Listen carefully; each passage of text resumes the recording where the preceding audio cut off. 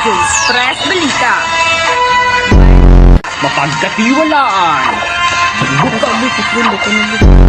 Naroon sila na babaw nagbabanbayat ng babalita. Sa Radyo Express Unipete. Kumusta Matapa! mga kababayan? Arion! Nakaguluhang tunay namin. Sete Radyo. Kumusta mga kababayan? Wala pa. Wala pa. Wala pa pisto. WYCSR Unipete. Radio. Kada yun. Uno city ramay mga good. Gani, nasayip gani ko pakain na. Kay practice naman. Video siya record? Wala ra kay para ako ay. Napay pang Dari ra. Sige, 4, 3, 2. Makagulo ang tunay na balita. Offbeat, offbeat. At servisyo. Offbeat. Makagulo si Ito pa. Ang hero. una man good mo dili ko. At servisyo. Balik ko yate.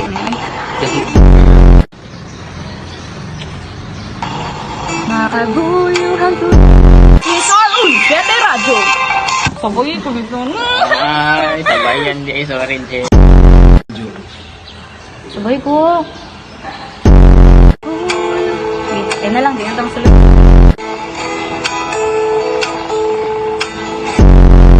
Radyo Express Kumusta Balita. mga kababayan? Nararasa At buong Negros Occidental na ikalawa na February.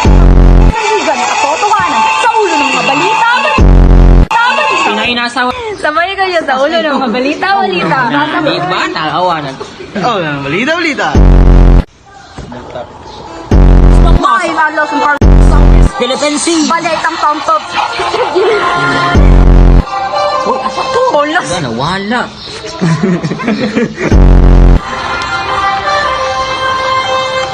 Mapag-akiw. Itang ang Radyo Express Balita. Sa lokal na balita. Itang pampalakasan. La Castillana National High School Senior High.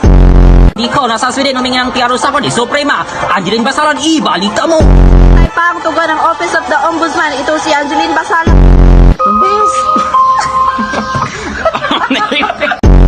Sila. Ano ni pag-asa kong nawala? Remind ba ng alas 4 ng hapon daw?